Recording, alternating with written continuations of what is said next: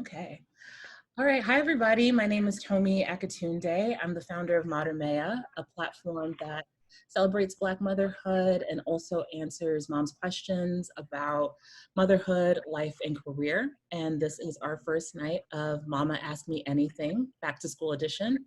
And it's really a space to just try to make as much sense as possible of this really confusing time. We are having events every day, Monday, Tuesday, Wednesday, Thursday, Friday of this week. Today's event is focused on distance learning and in-school learning. Tomorrow, we will be talking about alternative learning opportunities such as homeschooling, unschooling, or having learning pods at home.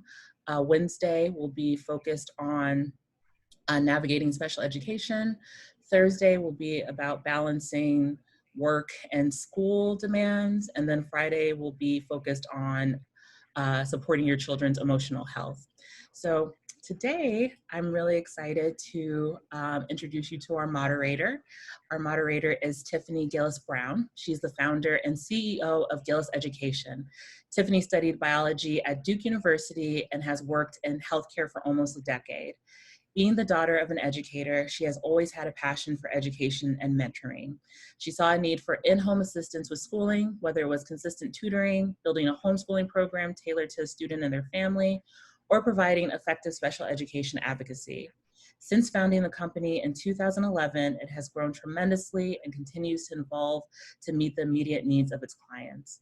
Tiffany recently earned her Juris Doctor from the George Washington University Law School, and is using her degree to fight for the civil rights of marginalized communities, including quality education and healthcare for all. Hi, Tiffany. Tony, hi everyone. Thank you so much for this opportunity. Can you hear me okay? Yep. Okay, great. I'm just really excited to be here and that Tommy invited me to moderate this very, very important topic. And also, I know this is kind of an informal, ask me anything sort of situation. So I'm actually just grateful to have a moment away from my 7-month-old to talk to adults. And earlier I was tutoring, so I'm just happy to just kind of sit back and like chat with girls. So girl talk, right? So this is like my wind down. So this is great. And so first I'm going to actually introduce our speakers, and then I have a set of questions that I would like to ask, but of course, feel free to type in the chat box if you have questions, and we'll open it up for Q&A after I've kind of gone through some questions that I have. So first, I'd like to introduce Gabrielle Gator. Gabrielle is a passionate middle school English teacher who is the founder of the tutoring agency, The Innovative Learners. As an advocate for literacy and equity in education, she and her team of teacher tutors tutor students by curating lessons that are culturally relevant and multicultural. With a master's in public administration and a master's in education, Gabrielle hopes to publish her own curriculum as a tool for schools to use nationwide. She is a native Texan, but currently resides in Harlem, New York. When she's not grading papers or working on her business, Gabrielle loves to bookshop at her local library. Her favorite author is James Baldwin, and she internalizes his ideas about social justice to influence the way she teaches her students. So welcome, Gabrielle. Thank you. You're welcome. And secondly, I'd like to introduce Dr. Nakia Showell. Dr. Nakia Naomi Showell is an assistant professor of pediatrics at the Johns Hopkins University School of Medicine. She is a board-certified general pediatrician and attending physician in the Johns Hopkins Harriet Lane Clinic. Dr. Showell received her undergraduate degree from Bryn Mawr College. She earned her MD from Rutgers, Robert Wood Johnson Medical School, and then completed her residency in pediatrics at the Children's Hospital of Philadelphia in 2010. Following the completion of her residency, Dr. Showell earned her Master's of Public Health degree from the Johns Hopkins Bloomberg School of Public Health. In 2013, Dr. Showell completed a fellowship in general academic pediatrics from the Johns Hopkins University School of Medicine. In the same year, she joined the faculty in the Johns Hopkins Department of Pediatrics. Dr. Showell is dedicated to research focused on eliminating child obesity disparities with the goal to develop and implement effective multi-level obesity interventions that address obesity disparities among low-income and minority children. Welcome, Dr. Showell. And then finally, Paula Mack is the CEO, owner, and founder of Children Connect Incorporated. For the past 25 plus years, Paula has dedicated herself to improving the lives of children, not only as a general educator, but also in the field of special education. Paula holds 2 master's degrees in special education and educational leadership, which qualifies her to lead any educational program or institution at the director and principal level. She also has a bachelor's and associate's degree in elementary and early childhood education and is currently working on her PhD in educational leadership. Paula also earned the following certifications: general education, special education, school building leader, and school district leader. When she is not actively changing the lives of preschool children, Paula maintains her passion for children by providing parent advocacy supports and professional tutoring services to at-risk children, families, and children with special needs.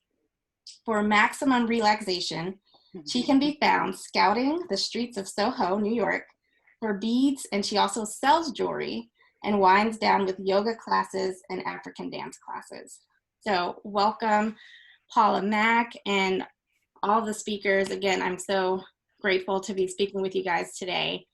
And my first question is really just a check-in. How is everyone doing with everything that's going on? How's everyone feeling? And either of you guys can start. Well, I'll start. Hi, everyone. It's great to be with everybody. Can you hear me okay with the headphones? Okay, great. Really happy to be on this forum tonight and to have a opportunity to really engage with parents in the virtual environment. One thing I didn't add to my bio, which is a recent development, is that I am the Associate Medical Director now for the Johns Hopkins Harriet Lane Clinic. So in that new role, as of July, I see things from a very different vantage point. Thank you. I see things from a very different vantage point, particularly during this time, and really getting a lot of different feedback from not just our employees and staff, but also from parents, like many of you all are today. So how I'm doing is, I think I'm doing as well as the patients and families that we serve, to be honest. My heart really goes out to everybody who is experiencing this pandemic in a very different way. And we all, have our own ways of dealing with different things, unique, some common ways, some unique ways, but it's really awesome just to be able to, again, to engage and have an open dialogue and conversation around sometimes the questions that, we are scared to have, within the medical settings or non-medical settings, in the school setting, in the educational world as well, but to have a really intimate discussion around that. So I'm feeling really great tonight to have this opportunity, and thanks again, Tomi, for extending the invite. Yeah, that's amazing. And I like that you added that piece about the different perspectives. Like, we're all experiencing this differently. I can only imagine how it would be on the medical side, but I'm experiencing it as far as in the classroom. And for me, I'm okay, but it's like trying to create this new structure digitally, because it's my first time going back to school online. And I can't read kids' body language. Like, I can't, shake their hands, or, I'm a very warm teacher. So it's going to be different trying to mimic that same style online.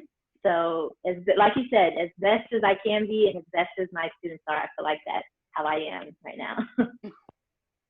Well, I'm doing, I'm in gratitude. I'm in so much gratitude for everything that's happening. And I know a lot of times people may say, well, how are you in gratitude with all this craziness that's going on? I am and was able to work from home and be able to care for my son, who's now 8 months old. And that is why I feel in such gratitude that I'm able to, I was able to be at home and care for him in everything that's happening. Now I'm back out in the field, and I'm still in gratitude that I'm able to assist a school that has opened their doors to service children and families, and the different ideas and strategies that they're working through to ensure social distancing and everything like that has come up as a big, question. And some teachers want to come back to work, some teachers don't. So as I'm back in the field about 3 days out of the week, I'm still grateful for the 2 days that's virtual where I can still be with my child, but at the same time still be able to feel like I'm out back in the work world and really getting my feet wet with wearing a mask myself, or making sure that I'm standing at the foot of the door so I don't enter the classroom. It's a lot of different ways in which it's working very technically in the behind scenes, and to be able to assist teachers with what that looks like. So I'm doing pretty good. I feel happy about where I am right now and what I'm able to offer families and teachers alike and administrators. Great, thank you. And Paula and Gabrielle, can you guys just talk about what your districts are actually doing as far as online learning or hybrid? I know you mentioned you're in 3 days and out 2 days, I believe. Can you just talk about how long that's going to go on and what your district is actually doing? Well, I'm working as the education consultant. So my schedule looks different from the teachers. The teachers are there Monday through Friday. The school is usually open from 8 to 6, but now it's open from 8 to 4. And they have a small amount of children because parents did have anxieties around returning. Some parents were like, I'm ready. Here you go, take them. And there were others that were like, not yet. Can I check out the program? Can I look and see what you're doing for social distancing? And then there were, so there's like probably half the school back and then half the school's virtual. So the teachers that had medical notes that were saying they weren't able to return to work for different reasons, they are considered virtual teachers. So those teachers are taking those families that are at home and didn't decide to bring their children back just yet to still have the availability of virtual learning. And in-school learning is happening for the children and teachers that are prepared to come back. I feel like there are teachers that are eager to come back. They want to teach. They're ready to get in there and just get their feet wet with what's happening and do and help and support. And there's teachers that are still fearful and they're at home, and we are balancing that anxiety and the reality of it by making sure that those teachers are teaching virtually and the other teachers are in classroom. That's good. Mine is we're doing 100% online, and I make phone calls to my parents, and a lot of them were very happy about that, and trying to get them set up. We will be revisiting the option of going back physically by October 19th, but that won't be a decision until late September. So we're just kind of playing it by ear on, like, y'all go first, see how it goes, and then we'll, make adjustments as the data shows. So. Right. I know I'm here in DC, and I believe DC public schools are all online until, I believe, November. Then Prince George's County, which is neighboring, is all the way through until the end of January, completely online. So Dr. Nakia, as some parents are actually like sending their kids back to school now, and then as we've heard, the decision will be made for some students, later on in a couple months or maybe at the beginning of the year.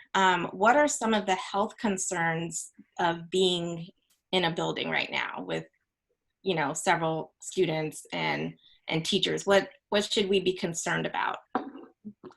Yeah, so that's a main question that we get as pediatricians now. What are the concerns that we should have, and what are the things I can prep for and try to prepare my child for? And the main things is, so we know what we know about the coronavirus is that the risk of infection is relatively higher in indoor spaces, particularly indoor spaces with poor ventilation. There's never zero risk, but the more time that you have around other people for longer duration of time and then increased number of people. So there's different factors. There's number of people that you're around, and there's the duration of time that you're around others.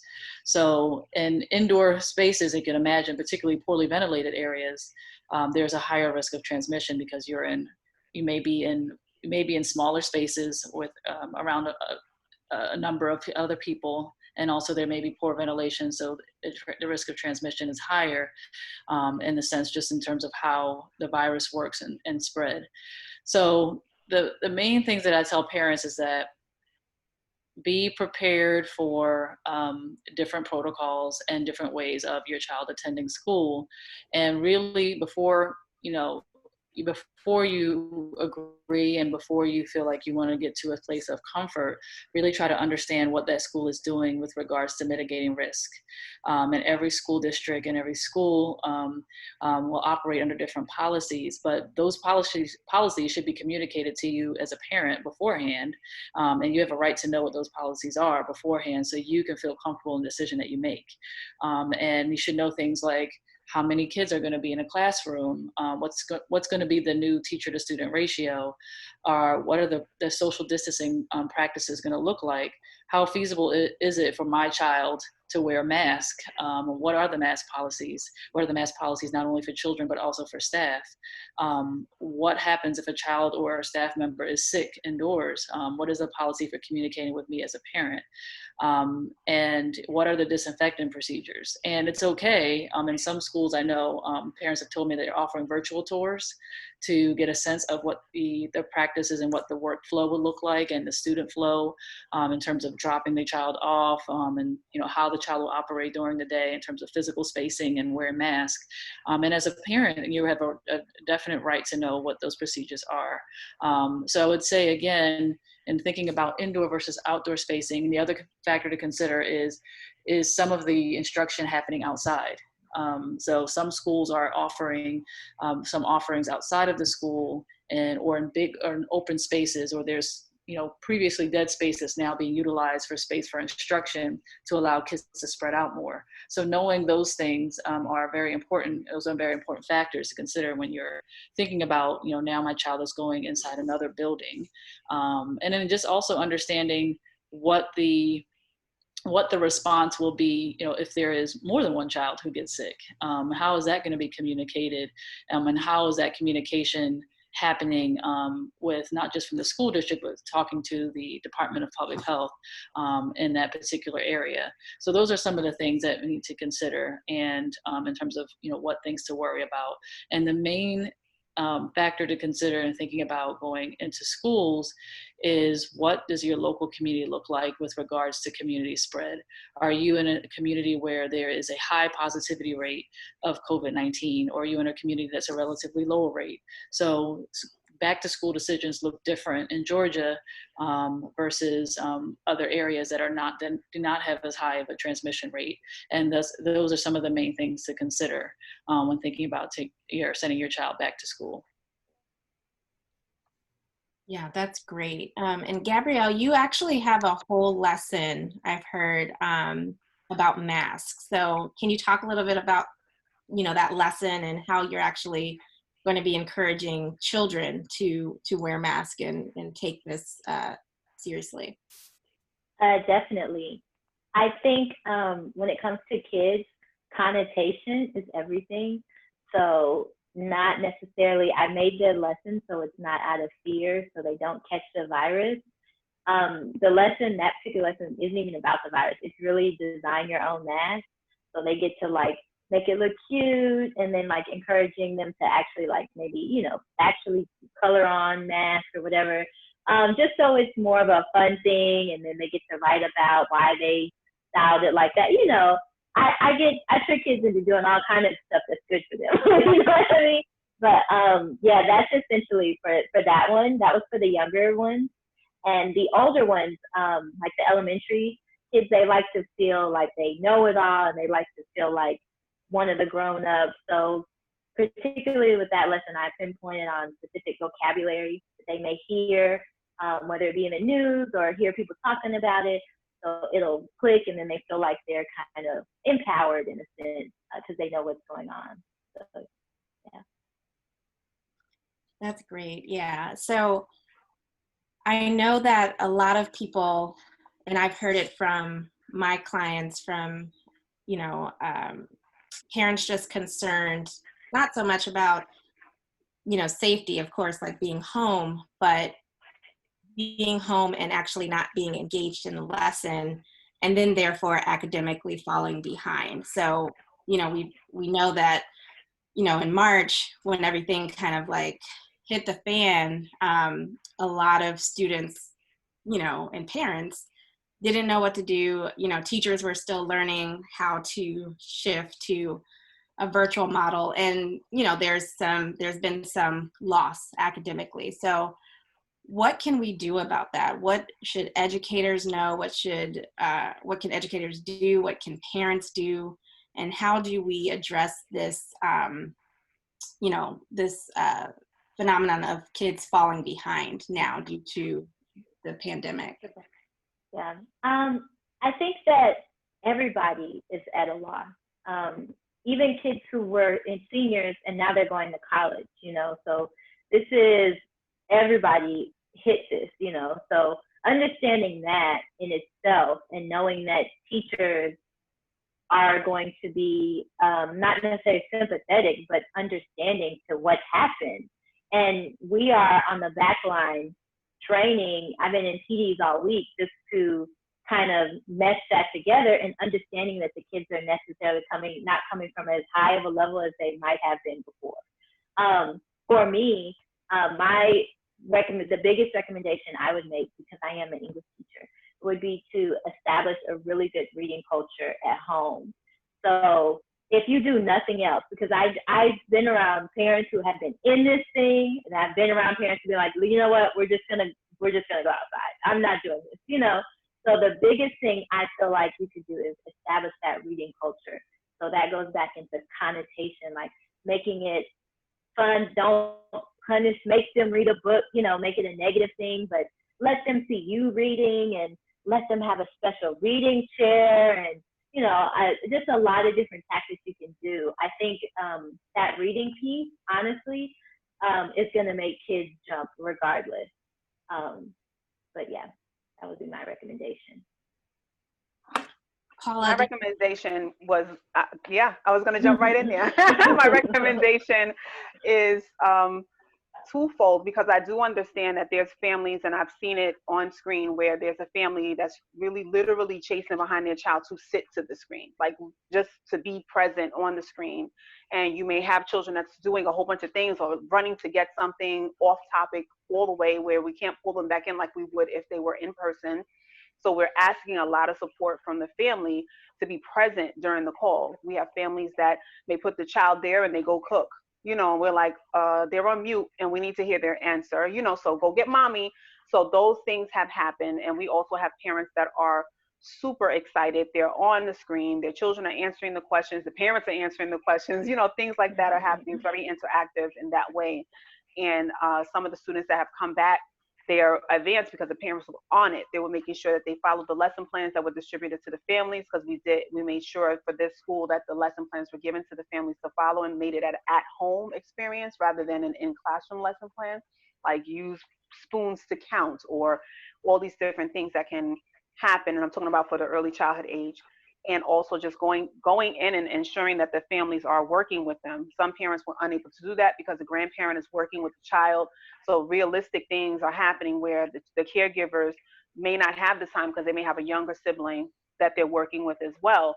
So what we found was useful was to have some sort of a planned activity for the families as well as a school snack and story time, so that we're reading with the children at 3 o'clock. We just really assigned that time to a specific day of the week. There were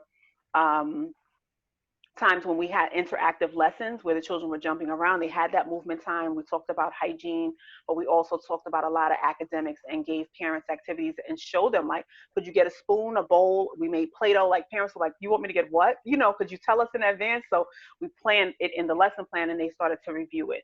But again, there were some parents that weren't doing it, but they were able to see it on the screen that it can happen. So the next time they came on, they started to get used to it. So it was like a slow turning wheel, but it was starting to turn, and parents were getting used to the idea that, yes, I do have to give input. And one thing I always said since I've been an educator is the parent is the child's first teacher. Like, as a parent, we're secondary teachers as educators, but the parent is the child's first teacher. So we're asking that you grab back onto those reins with us, you know, while we're going through this experience, and be able to support your child, because what is happening is that the children are falling behind. Even the most advanced child that we could have had that child reading, where the child may know all the letters of the ABC or all the letter sounds. And again, early childhood education. So I'm thinking from that perspective. So a child that was having a difficult time with behavior or something in that realm before was further behind because the parent didn't know what to do with the behavior, or they don't know how to have the child sit down. And there's little mechanical things that we do as special educators to support that child, or just as general education teachers know what to do. So it's a lot of that was happening. And I offer at this point for parents to do that kind of step in, because things are they are shifting, and that step in is going to have to be a schedule. And I know that's tight and it's different for every child. There's no one way that I'm going to be talking to you about this. There's no way. There's one way. Yeah. Somebody's schedule may be at 3 o'clock in the afternoon, where another child may need to start at 10 o'clock in the morning. Some may need to start at 6:30 in the morning and end at 10. So it depends on your child's ability and be able to create that rhythm with your child, with what your schedule looks like, so it can be very realistic. And can I?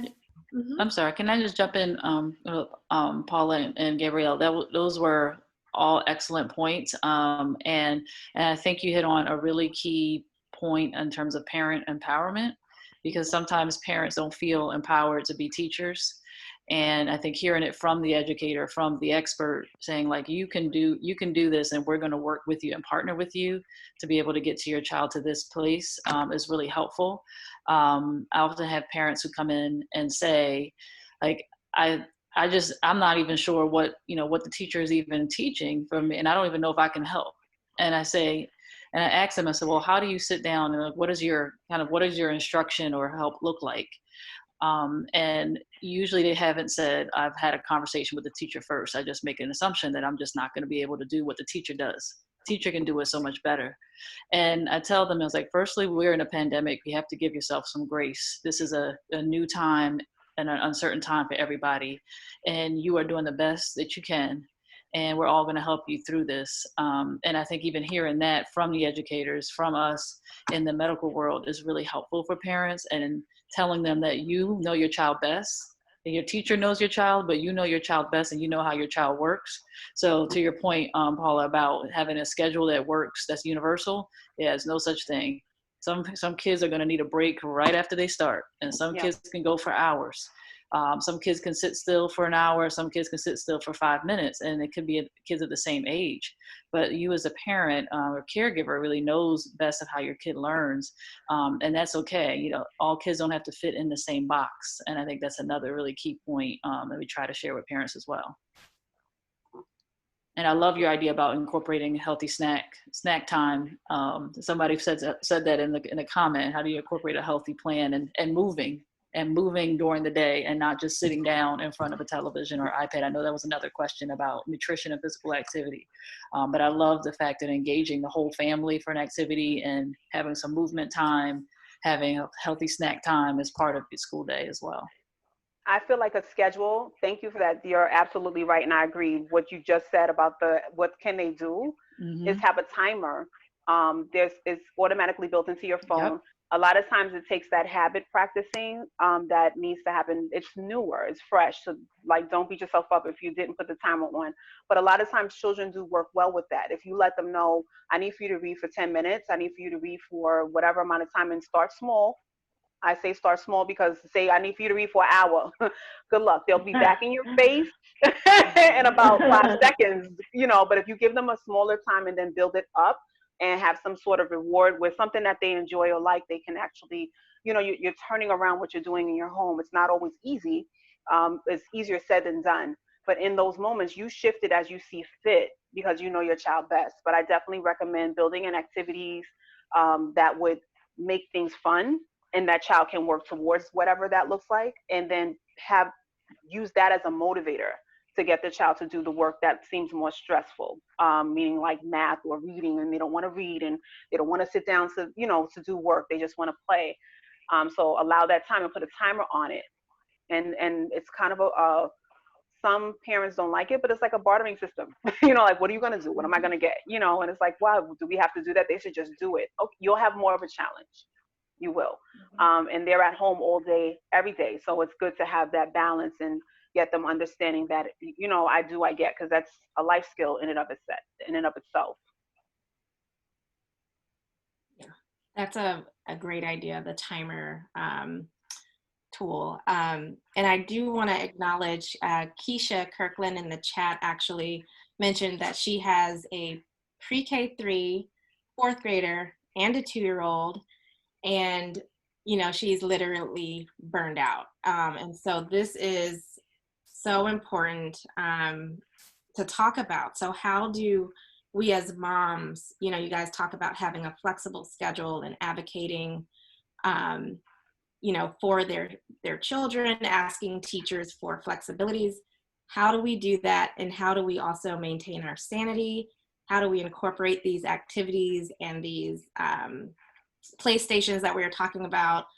How do we incorporate all of that, stay on top of their assignments, and then also have time for ourselves? Because we also know the importance of self-care as moms. How do we do all that? How are you guys doing it? What are some tips that we can give moms out there? I say give yourself credit. When I hear burnout, I hear that there's a lot that I'm doing and I just can't get it all done and I'm just totally burnt out. But if you start to look at the things that you have accomplished, you will see that you are doing it and making it work. But then there's this moment that you're like, yeah, I'm doing it, but I'm over it. So I just say with that moment, take a moment. And it could be if you do have someone that can assist you with the younger ones, and that the person that you were just referring to has 2 younger ones below, the age of 2 and 2 older ones, and just be able to give yourself these 10-minute intervals or 15-minute intervals. And a lot of times that's a lot of time for a young person, a young child. So just taking those moments. Mine is the shower. I'll be right back. I'm jumping in the shower. That 1-minute shower turns into like 5, even though I know 5 minutes doesn't seem like a long time either, but I just stretch whatever it is that I'm doing by some minutes and give myself some inhale time. And I do that a lot more. You have way more than I do when it comes to the amount of children. So I know you're a pro, but the burnout for you would definitely be really investing in someone that can come and work with the younger ones and you stepping away so that you can have a mental break. And I really would 100% say plan that out, even if it's a certain amount of times a month. And a lot of times we hear that, we're like, how? Just ask someone who's willing to care for the 2 younger ones and have the other 2 older ones there supporting that person. And you step out of the house. It doesn't even have to be for long. I tell you, my supermarket runs are beautiful, because I walk them down aisles real slow, and I enjoy those moments. So realistically, just take some time and plan it out with someone that can support you in that way. That was going to be my, I totally agree. I don't have children, but I do have a lot of friends who do, so I'm not going to tell you what you need to do, but I do know that as women, especially women of color, are so drawn to being superwoman and doing everything ourselves and, taking pride in that, and which is good, but also knowing how to ask for help, knowing to delegate tasks, and also releasing a little bit of control when you do delegate those tasks, understanding that it's not going to be done exactly how you want it, but anything that you can do smaller, even if it's like ordering meals instead of cooking, just looking for ways that you can maybe save time by allowing someone else to, leaning on, like Ms. Paula was saying, other areas of support so you have more time for yourself? Yeah, I'm still trying to figure it out.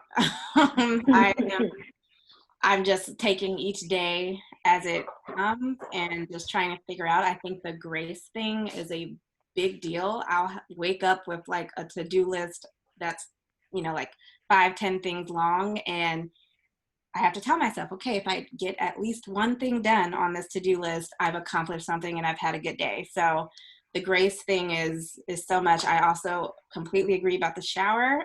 The shower has never felt so amazing. So very grateful for shower time. I did want to circle back to, because we also had a question, or I'm sorry, a comment in the chat box about special needs students. And so I know I've had questions from clients about how students' IEP should be changing based on the current state that we're in.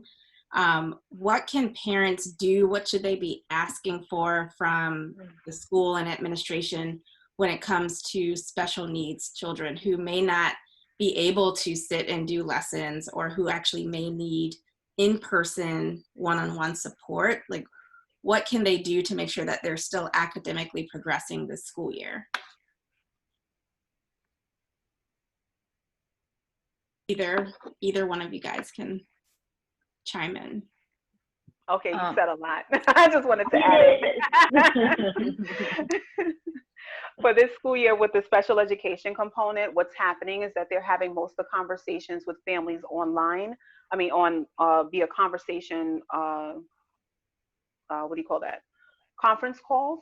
So they're having conference calls. They'll have the special educator present. Just the two of you? Yeah. Or you want to read a book first? I'm going to do a puzzle first. I love it. I love what I'm hearing. We heard Celicia with her voice. I love it. What happened? I was sharing for the special education, and now having conference calls with the families, asking them to come in and have dialogue on the phone. And the last teacher that worked with them, finishing up that IEP process so that they can think ahead to what that child may need for the next grade. I'm also seeing that special education itinerary teachers, SIA teachers that support families and children, and special education teachers and therapists, they are working with families very closely online.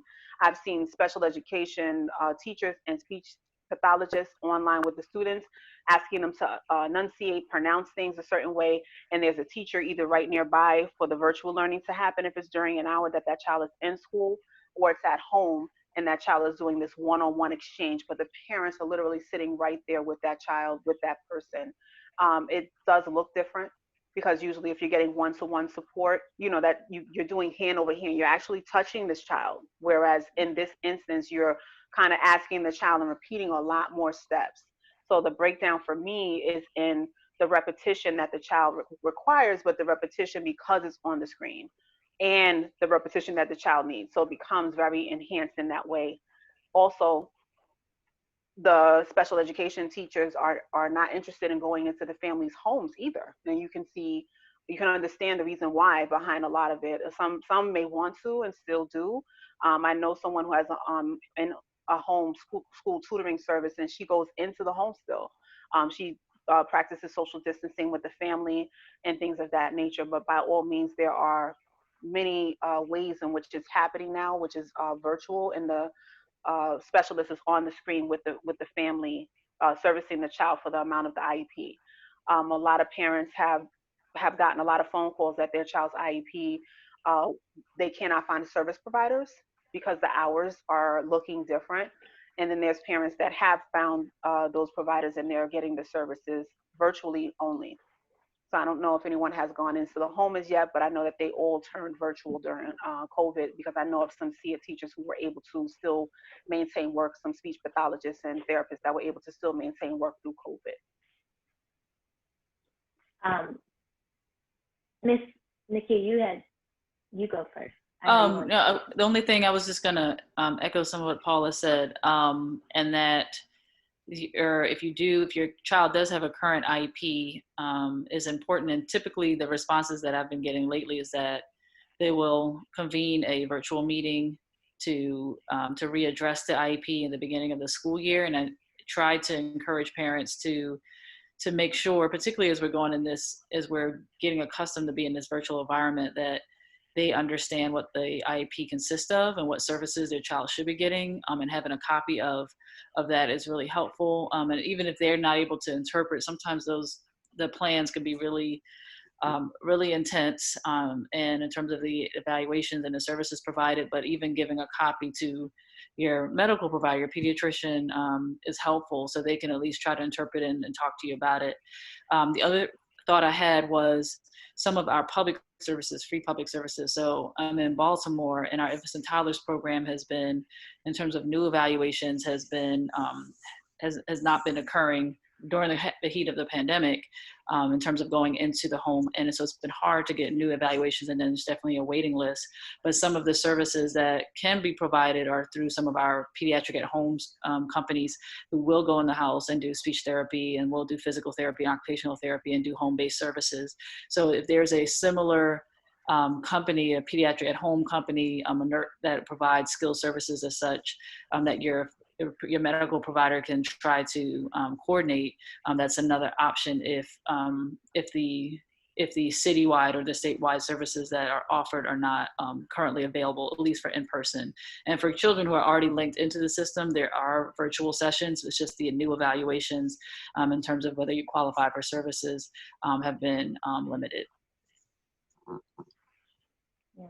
I echo what both of you all are saying, and especially if your child does have that IEP, or even just a necessary modification, definitely going to be more involvement on the parents and advocating for that child. So like Ms. Akia said, I've been talking to parents, I'm introducing myself, and they're letting me know, even before I put my hands on the plan, what that child needs, blah, blah, blah. And there are some things that are not even like IEP related as far as socially, right? That's something that we also kind of have to learn.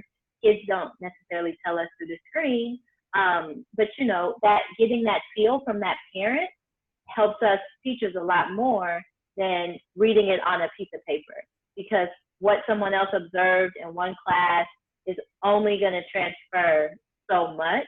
So I really want to hone in on what a lot of has been said today, with parents pushing and advocating for their children, helps us teachers out a lot. So. Yeah, I offer parent advocacy services in my business for free. And I do that because there are parents that are just not aware of what Dr. Nakia is referring to, which is that if they are unable to provide services for your child in a way that the IEP maps out, you are able to find someone who's private, and they would have to alter that IEP because they weren't able to meet the requirement. There's dates, there's laws, there's things in place that cover the IDEA Act, and 100% you can go to a private servicer and ask them to step in for your child, and the Department of Education will pay for it because they were unable to find that service in the time frame that they said they would. So they will alter the plan in that way. For many instances, they've hired private special education teachers and speech pathologists and therapists to support children. So knowing that as a parent is something important. So Gabrielle, you made me think of something, extroverts and introverts. So some students are extroverts, they need to be around people and other students, and others are introverts, and you know, their enthusiasm for the lesson may not translate, you know, through the screen because they are introverted. So how are you guys as educators going to, you know, acknowledge your introverted students versus your extroverted students, and are your lessons going to be, you know, different or geared towards those students based on how they are? Yeah, when you bring that up, that like hits me in a different spot, because I didn't realize how important that was until this happened. Understanding that I have introverts in my classroom in person is one thing, But online, not only is the student an introvert, but also experiencing things that I may not know about. I teach sixth graders, and they definitely don't have the emotional vocabulary to describe how they're feeling, what's going on. So for me, what it's been for me is I do constant check-in calls. I'm constantly running down a list, and I'm not typing on a spreadsheet. I like to write stuff down because that helps me remember, and following back up with that child, and not in a way where it's like, oh, you didn't say anything on the Zoom call today. What's going on? It's going to be bad for your grade, blah, blah, blah. More like a, hey, what's going on? You're not in trouble, because when the connotation of a teacher calling home is I did something bad. But just like, I'm just calling to check in on you, how's it going? Like, what's going on? And if there is something going on with that child, I'm being able to partner them with the services that they need to work that out, whether it be Wi-Fi, texting, or even emotional things for a social worker. But as far as just in general, shy people in the classroom, I give alternate forms of engagement. So some kids, don't necessarily feel comfortable having a video on because of, what's going on at home or whatever. As long as there's different ways to show you're engaged. Kids love to type in the chat because it's like, they like to text on the phone, and, they add emojis and all this other stuff. So just utilizing different platforms. I am a big advocate for things. There's one called Nearpod, and it's not like just, slideshow and then next. It's like very interactive and engaging. So I'm trying to make this tech work for me and not work me, if that makes sense. But with that, there's a lot of more features out there for kids who don't necessarily want to show up live on Zoom and talk in their household, for them to still feel a part of the classroom and supported by their teacher.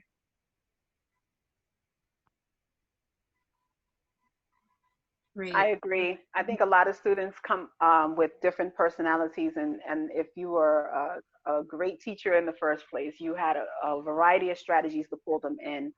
And sometimes you find that some students are visual learners, some are auditory, some need to be moving around a lot. So in the planning that I work with the teachers in this particular program with, I ensure that they have and incorporate those things, something visual, something where they have to respond back, a Q&A, and we open up their mic for that, and then something where they're doing physical movement and they can engage back with us.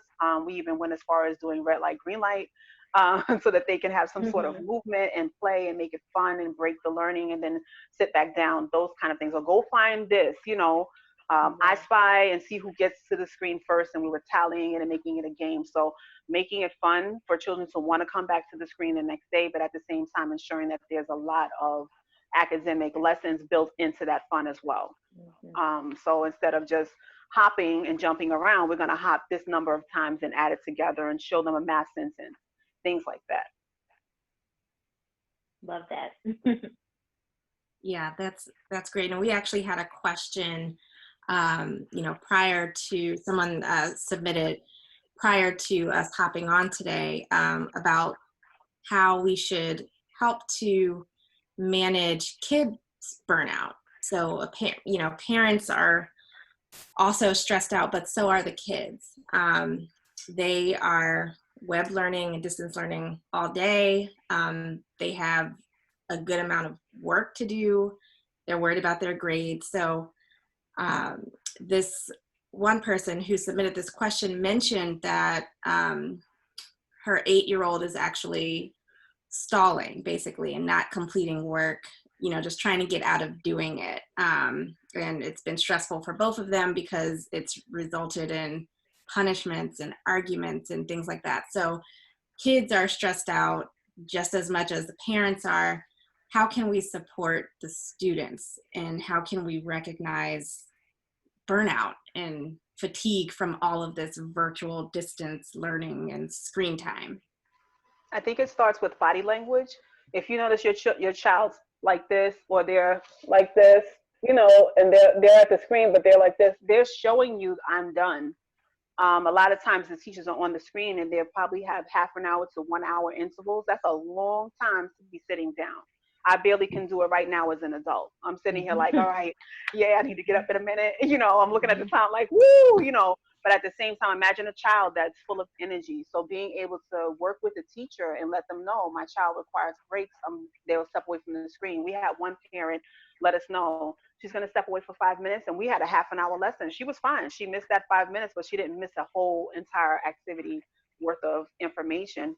And also, once that happens, when a child has their hands to their face to this point, they're already done. But they were telling you Mhm. something before that. So really just looking at a child's body language, their temperament, ensuring that they have stuff ready and available there, so they're not running off and getting it, so that they can feel at that time. And I always say a timer. I know I said that earlier, but I'm really helping a child to see what time looks like with either a stand timer or something digital that's counting down may help some children.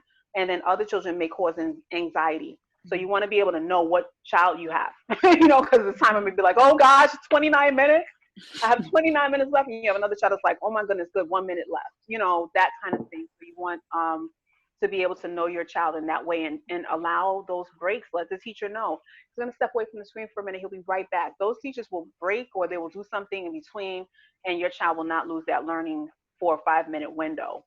So I would definitely allow for that and let the child know those are only given, in those emergency situations, or where you see that they are about to have a meltdown. You want to catch some behaviors beforehand so that you're not faced with the behavior and having this big outburst. Yeah, and I would just add, that's a great point about recognizing body language. And to Tomi's comment in the chat, being very communicative, like being very open and proactive about, what this day is going to look like. And I think we underestimate how some parents underestimate how much kids actually look to us and what we do as examples. And not to say that you have to shield your feelings of anxiety and stress completely, but kids can experience what we experience. And I think having an open dialogue about, like, saying, like, this is a hard time for all of us, and we're going to be in this together, and if you feel this way and that way, you can talk to me about it. And sometimes we're seeing this a lot more, especially during this time. Kids are having a strong sense of isolation, not being in environments where they're seeing other friends, they're seeing their teachers, and their behaviors can change accordingly.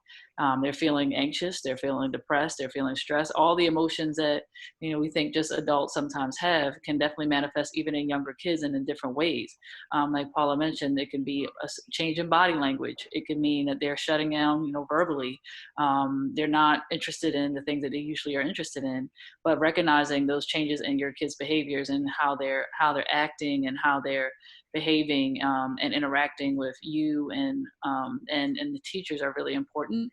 But also just having very continued and regular conversations and dialogue, and having them be, and not always to say, I'm just checking on you to make sure you don't feel too stressed today, but just saying overall, if we're just doing we're doing a well-being check, and again, giving yourself grace as a parent and giving your child some grace.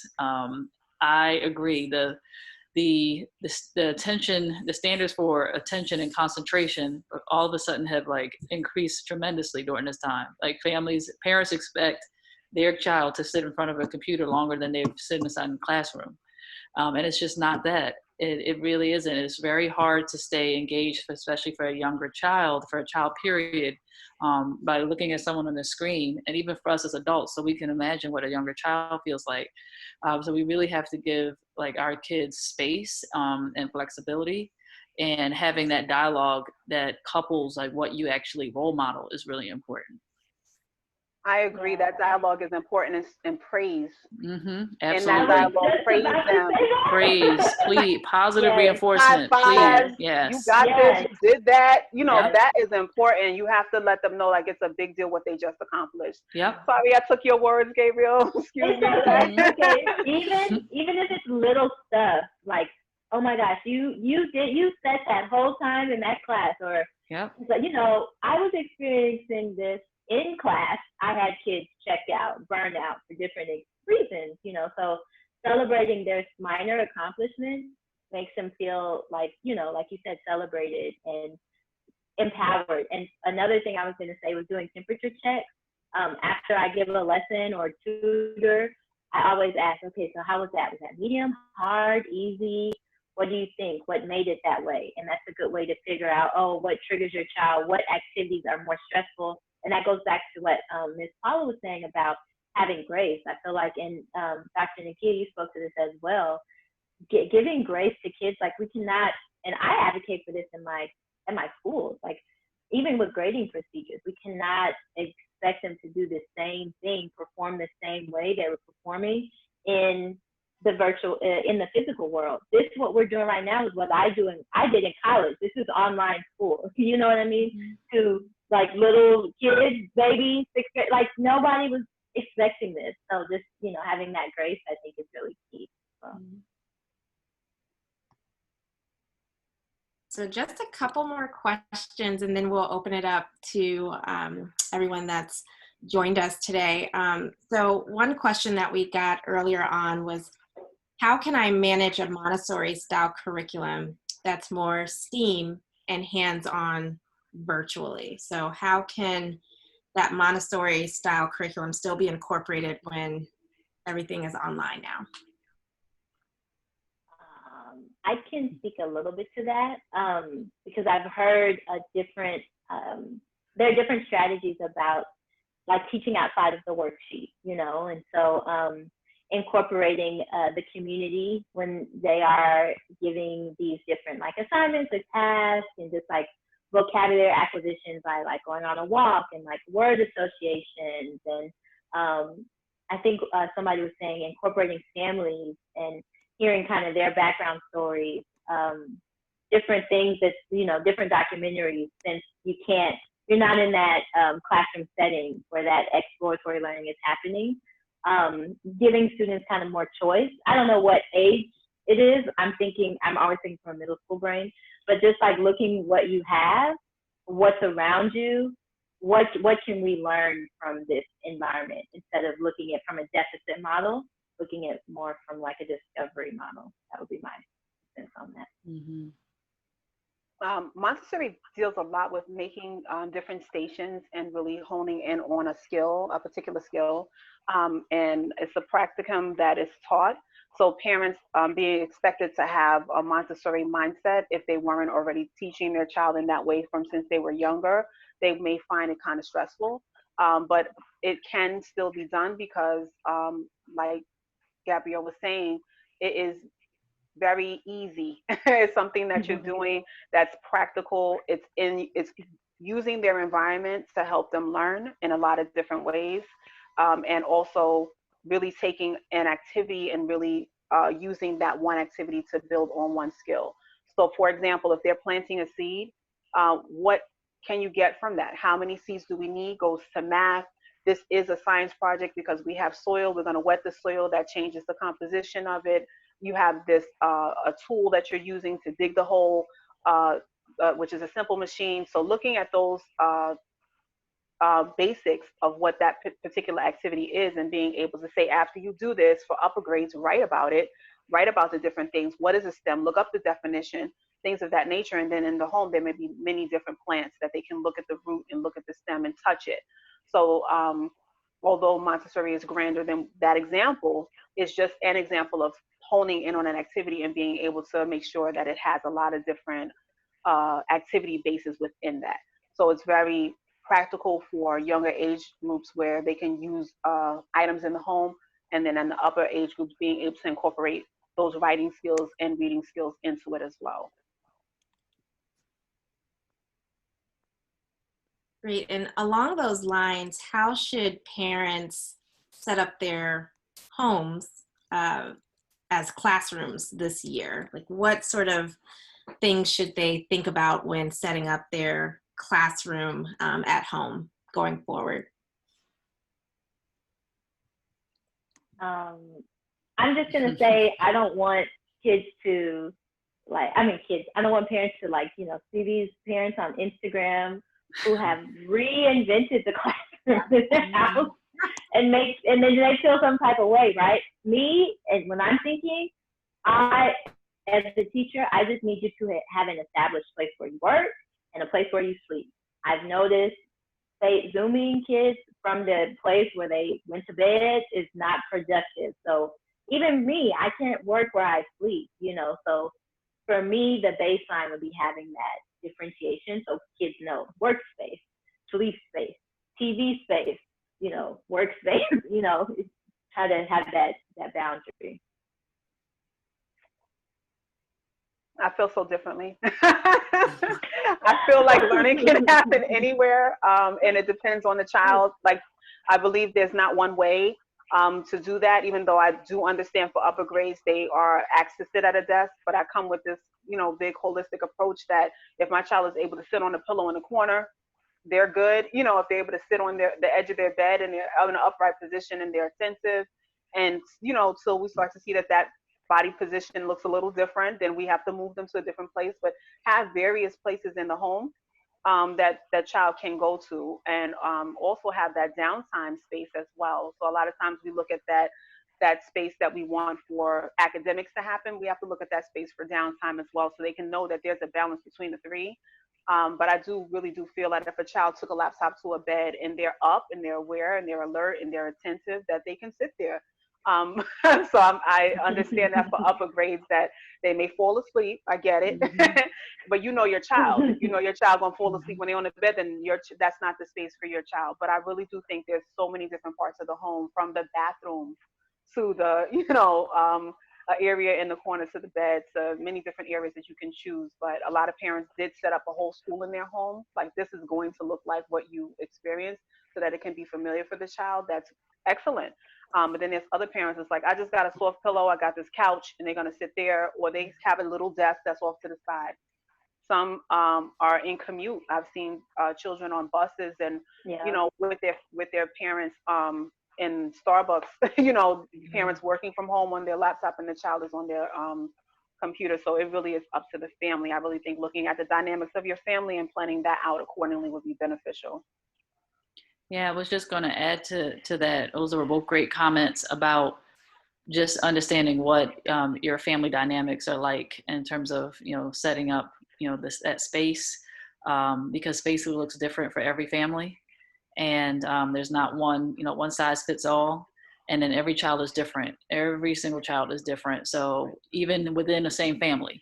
So your older child might learn in one particular type of environment, and your younger child may be completely different.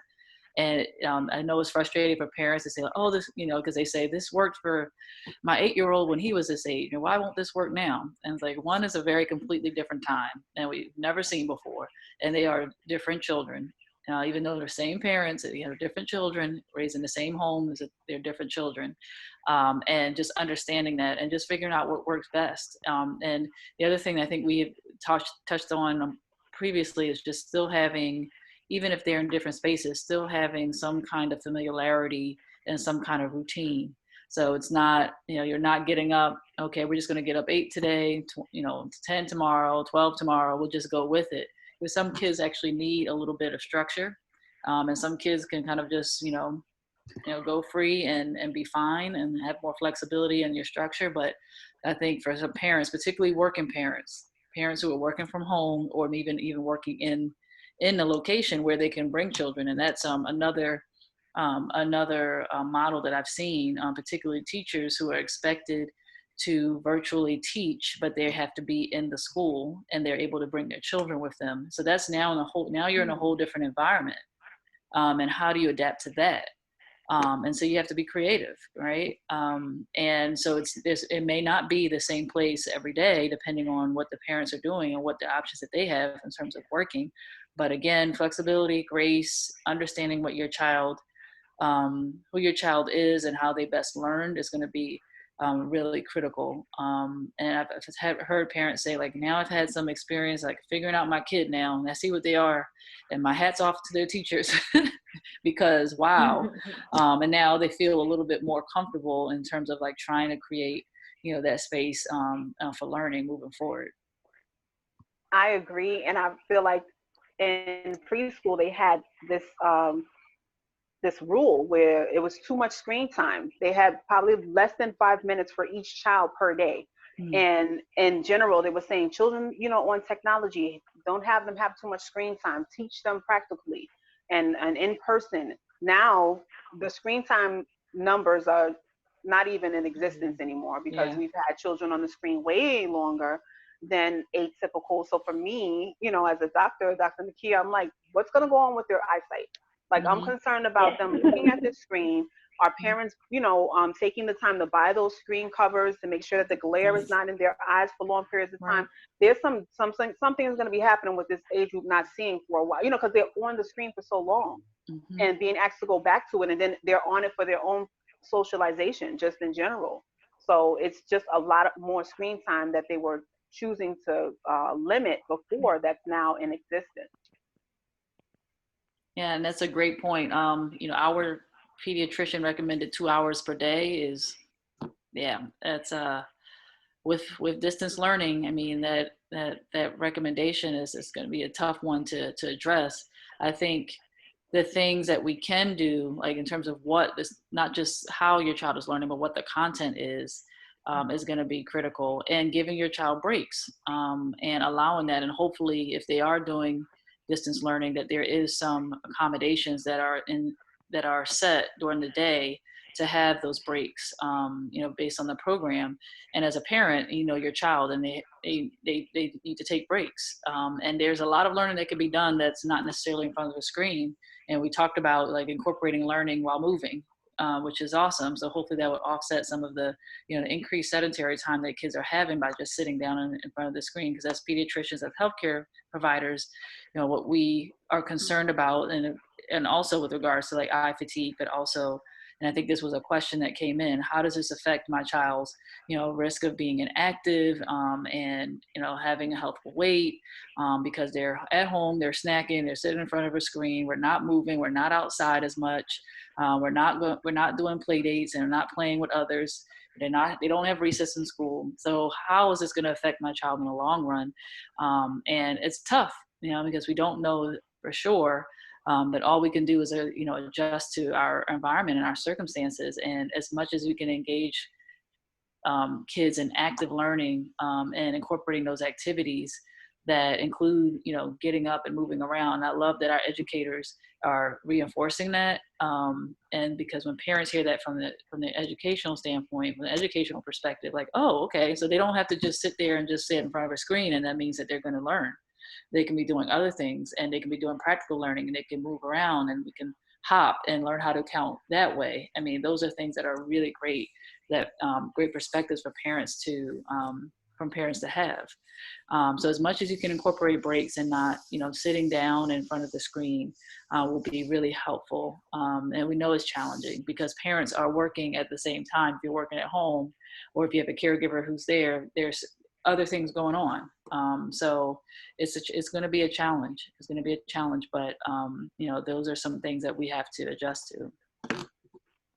And to that point, if parents have kids that are, for instance, you have a kindergartner and you also have an 8th grader, you have, learners of multiple ages.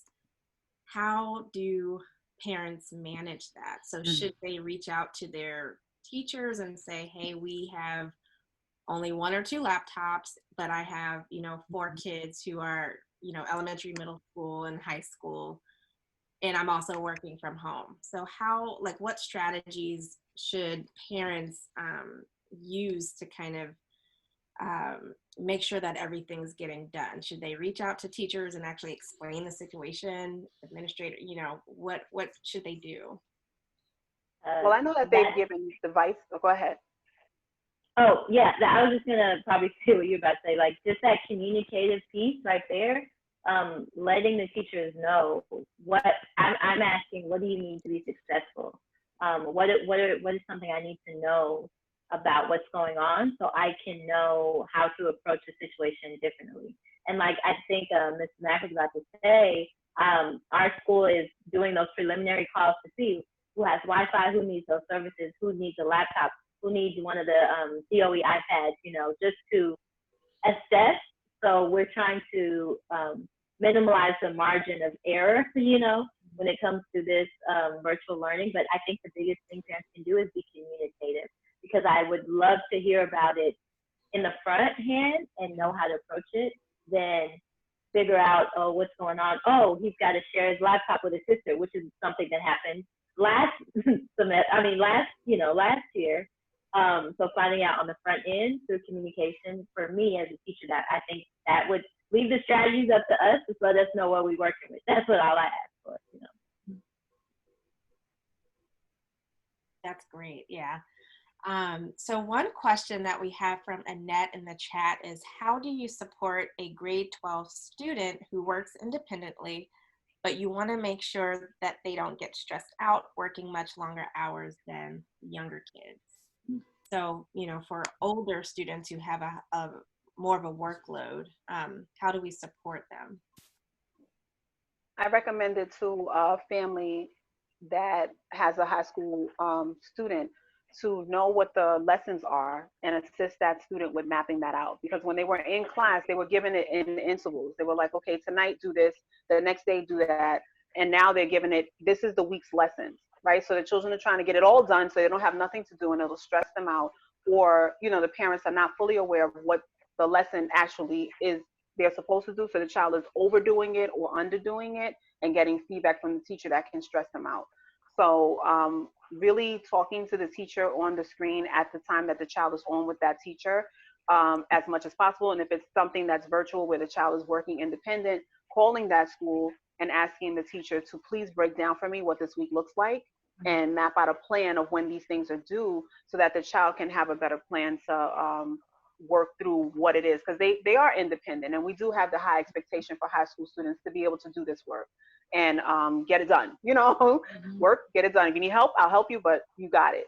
But I think helping them see that they now have to do what some college students have to do, which is map out your lesson. What are you when is what due, and put it on a calendar and really work through that they'll know they'll be less stressed with that type of a plan. And I think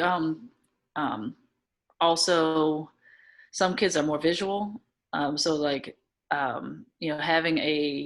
mapping it out, and also like actually setting up a calendar of times and when to do it. Because some kids are like, they need to see, okay, Monday I'm going to do this, Tuesday I'm going to do that, and maybe I'll finish everything Wednesday, so I have Thursday to work on something else. I think is helpful. But again, knowing your child and how they learn is really helpful. And then I think setting realistic goals with your kids is another really great strategy. So as Paula said, like understanding what the workload is, and then having a conversation with your child and saying like, okay, this is what your workload looks like, and what do we want to achieve together, and how can I best support you, and what are some of the things that you need me to be more hands off, because at that age they're like, I can do this, and I'll tell you when I need you. Sometimes that's the attitude, and sometimes they don't know how to ask for help. Because they're, again, used to being very independent, and being independent in the home. And, when parents may or may not be working at home and they don't have, they're not in a classroom setting with other kids, it's just a different way of learning. So I think having that conversation and being open, like, this is, tell me how to best support you, and what you need more of, what you need less of, and let's, think about, plan together. Is really helpful. And especially as we're thinking about kids applying to college and thinking about next steps after graduation, this is a very high stressed time for these seniors and for juniors, for folks who are looking at next steps now, in terms of standardized testing and trying to do well. And many schools didn't have grades last semester. Now they're going to have grades this semester. So now they're thinking about that extra layer. So again, understanding all those different factors that are coming into play now.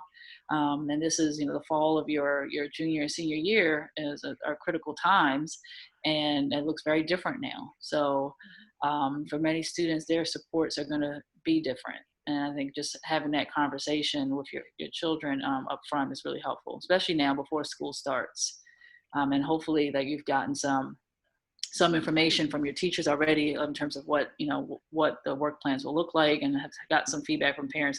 They haven't gotten a lot of information, some of them, but again, feel empowered to reach out and to, you know, try to get as much information as you can so you can plan accordingly.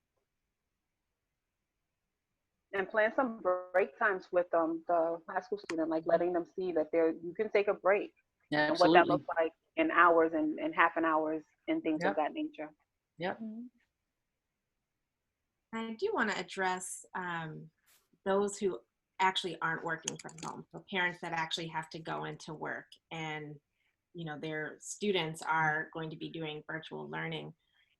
How can the system, the education system, the districts, the schools, educators, how can we all support those parents who will really just be just trying to figure this thing out and, like, you know, don't have many options available to them because they are not working from home? How can we support those parents, and what can those parents do to support their students?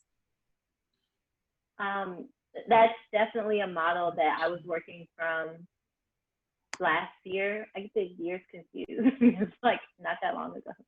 But just inviting the parents in as much as possible.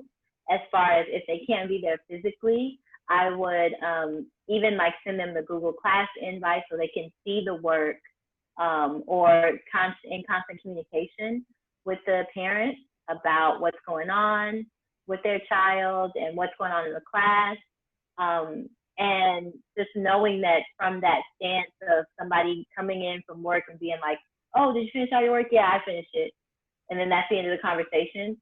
But, you know, you don't have any, you know, record of things that they may have done or may not have done. So I think that comes from that piece I said, just communicating that with the teacher, and the expectations with the parents. I mean, with the student as well. Like, oh, I want to make sure I can give your, you know, parent a good phone call home, or I want to brag on you guys. You know, so just letting the children know that you're in constant communication with the parents, and that twofold back and forth, I think, is the strongest piece. Everybody's not able to pick up the phone whenever they can or respond to text, but knowing who I can follow up with at that time when they're available helps a lot when it comes to feedback. So I can give it to them and they can implement the feedback or praise the student for what they've done, or send a screenshot of something that they did, you know, or something they said in the chat. So that parent still feels like they can support them even if they're not available, like some other parents maybe.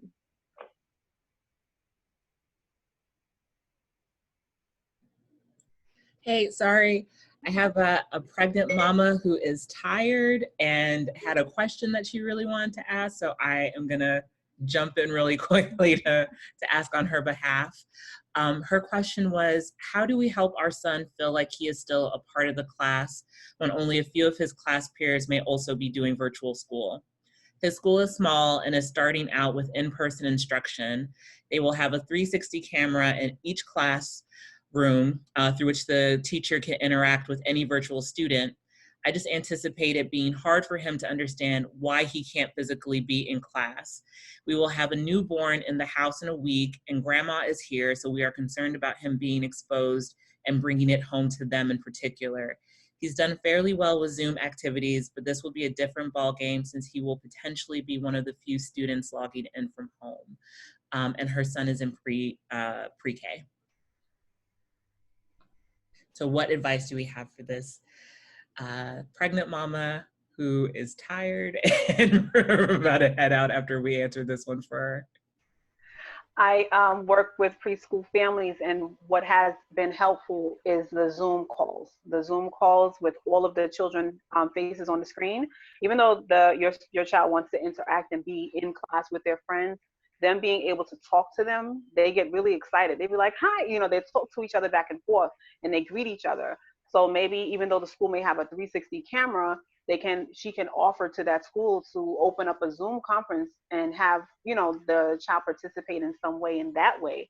And the only reason why I'm using Zoom as an example is because you're able to see more students. With Teams, you're able to see who speaks, and that's it.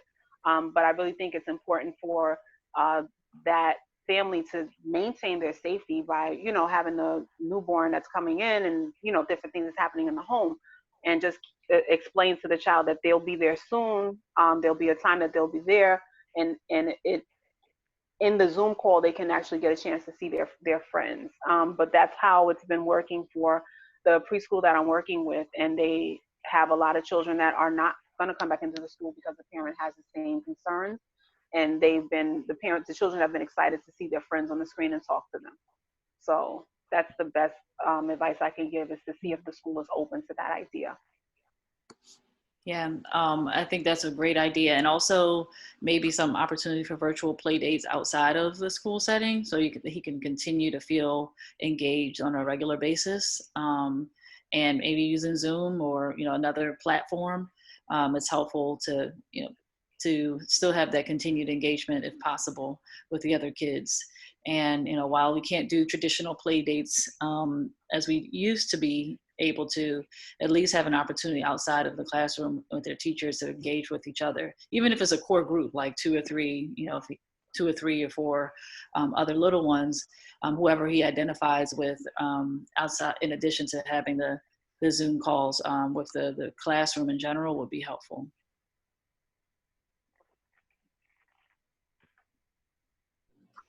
Yeah, I hope that was helpful, Crystal.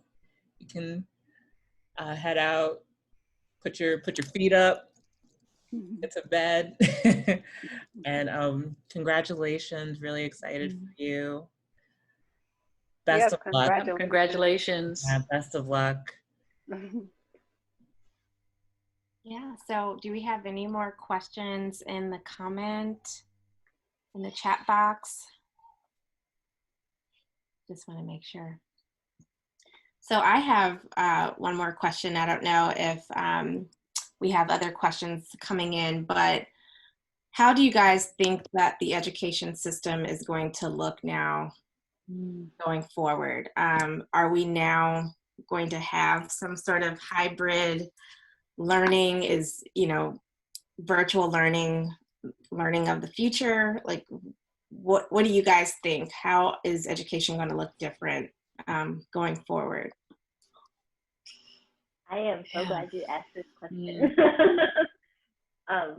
For me, even the idea of not having a standardized test gave me as an educator a sense of empowerment. Like, I can teach this in a way where I'm not teaching you how to take a test, but I'm teaching you a valuable skill that is transferable back into when you are not even in class, So that, for me as a teacher, has changed my way of, not changed my way of teaching, but I don't have to rely as heavily on, okay, this is test prep, because it's coming from top down. I also think that it has helped other teachers realize what happens when you send a kid home with homework. I always have realized that everybody doesn't have a work environment at home. Everybody doesn't have that quiet space at home. People maybe don't know where they're going to be at for that weekend, So I've opened up my classroom for lunchtime or after school to be that support. But some teachers kind of would see, oh, every day you don't do your homework, you're this type of student, blah, blah, blah. So now realizing what the holistic makeup of that child is, what their environmental factors are, for me, I hope that people take this into consideration even when we do move past this virus, which I feel like we will. And my last thing is that tech piece, like I said before, kids, schools love to say, we're technology integrated.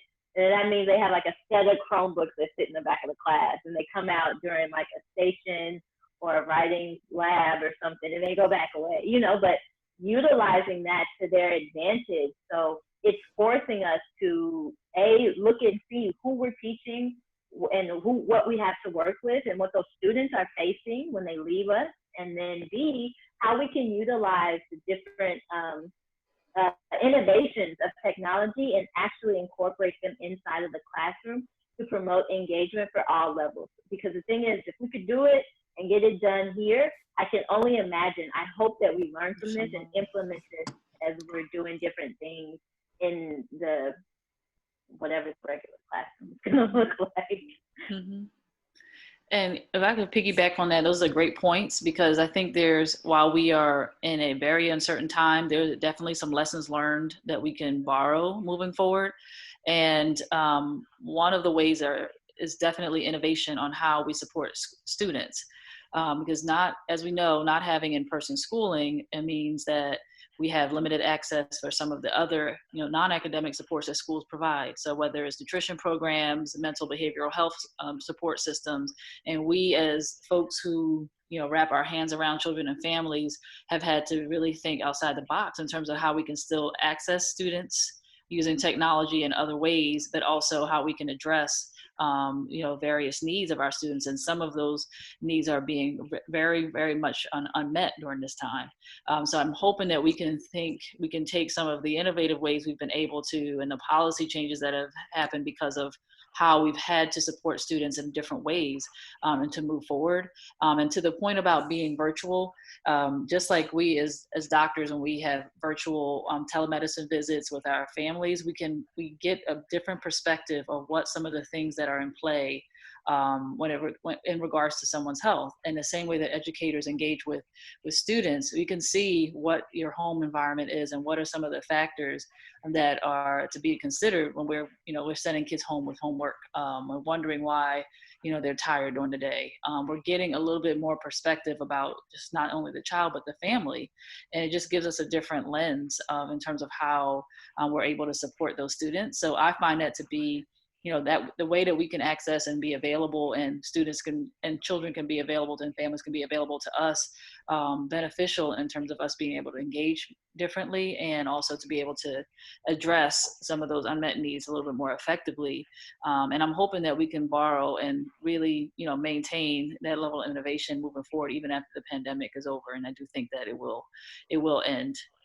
And that's one of the things that I think is a silver lining in all of this, is that we have been, as educators, folks in the healthcare field, parents, caregivers, policymakers, everybody who's ever had a foot, in the world of supporting children and families, have really had to think above and beyond of how we can do this during this time. And we've really come up with some really great strategies that I hope we can utilize. I agree, and I really do feel like it's connecting homeschool and community. That's pretty much a part of my whole program, is connecting homeschool and community. And I think with that, connecting a home to the school, this is happening almost instantaneously. Parent-teacher conferences are happening way more often than they were quarterly, or maybe not even if I couldn't make it in to see the teacher. So a lot of times the connection is key, and then having that community piece as well, knowing that there are resources there to support your children, from either in tutoring that they may have, extra services that they may require, things of that nature. Those kind of things can happen now. Parents, advocate for your child, even if they don't have an individualized education plan, which is an IEP. You can ask that school to add your child into additional services that they may offer, so that they can keep ahead, and they still are offering them. So definitely make sure you're advocating for your child in that way, where you're asking for those things. And I just say, keeping abreast of everything that's happening, that this is going to turn back into the classroom at some point. That how I look at this is that we're virtual now, but they're going to be doing some things in the classroom still virtual, so that they can maintain, or if they chose to decrease funding in any way, they'll look at this as an opportunity. So I do look at it from both sides. Like, this can be a benefit, but this can also show that teachers are not needed. And I just look at the toll booth all the time, and I'm like, okay, there's no one there. We're just going by with an electronic device. But I definitely want teachers to stay, keep thriving with what they're doing in the virtual, and knowing that they're going back into the classroom at some point. And that part can be scary for some teachers, but I want the families to know that those fears and anxieties will hopefully decrease. And in this time that we see that virtual learning is the way that is happening. So getting involved by contacting that teacher, devising a schedule and a plan for your child, I think that's what's in the now. And in the future will be like back in the classrooms, we back into the rhythm of dropping your child off to school and picking them up and asking them how their day was. Some schools have maintained that they may just keep virtual learning, and if the child is able to do it, they may maintain that as well. So keeping all of those options in your head as you think through what's going to be happening in the future as a parent. I just think that it's not one way that it can happen, depending on what you're choosing for your family as we move forward, unknowing to what's going to happen in the pandemic. Right. And I can speak from my experience working with my families is that I feel like education really is going to be reimagined. And we had a question about how, will education be reimagined? I think to Gabrielle's point about, standardized testing going out the window this year and yeah. And I just feel like everyone is now going to think very creatively about how we educate our children. There's going to be different modes of turning in assignments. Maybe things don't always have to be written down. Maybe things can be recorded or, videotaped and turned in. Screenshots, right? When students are asked to turn in like physical things, maybe that physical thing is no longer a piece of paper, but a screenshot of what was done at home or a picture of what was done at home. So because we've had to adjust, I think some of these adjustments, just like in the healthcare field, I work in healthcare, just like some of these, telehealth, policies will actually be permanent going forward. I do think some of the education policy will also be made permanent going forward, and we'll see a different education system in a year or so. Again, the standardized testing thing is huge. So I do think that education is going to get creative.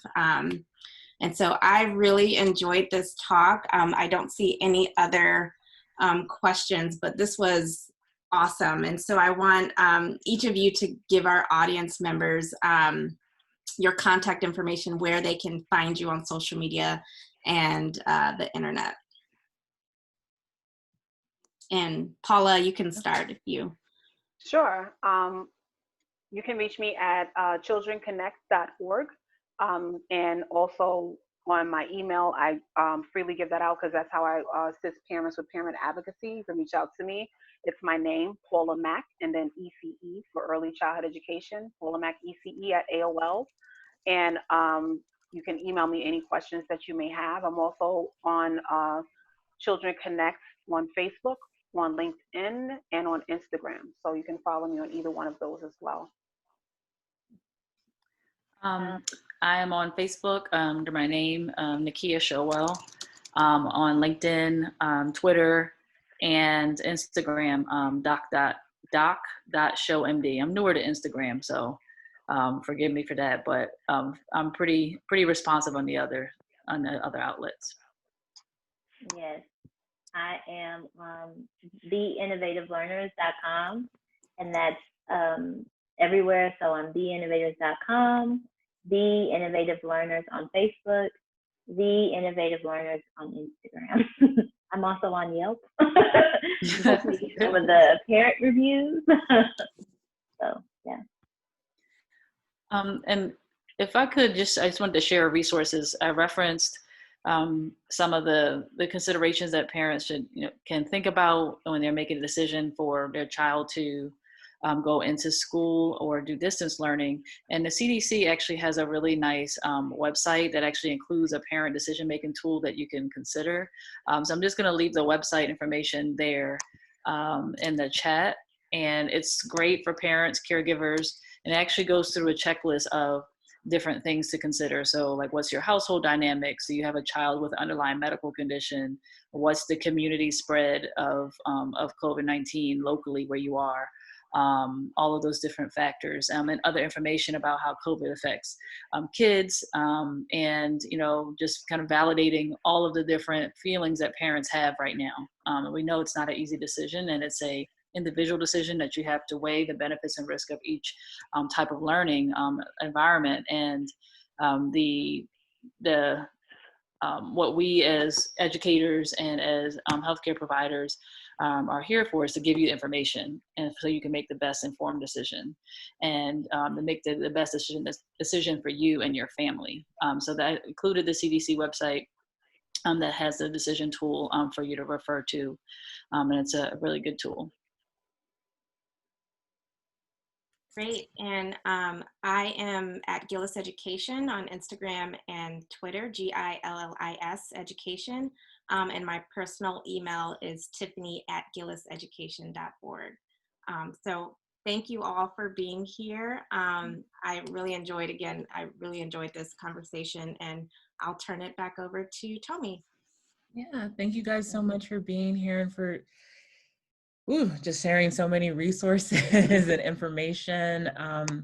I really believe that it's just like an empowering thing to have that information, and in a time where things are so murky, it's really good to be connected with people who are straight shooters and giving you information that you can go on to use with however you decide to move forward in your school year and your kids' school year.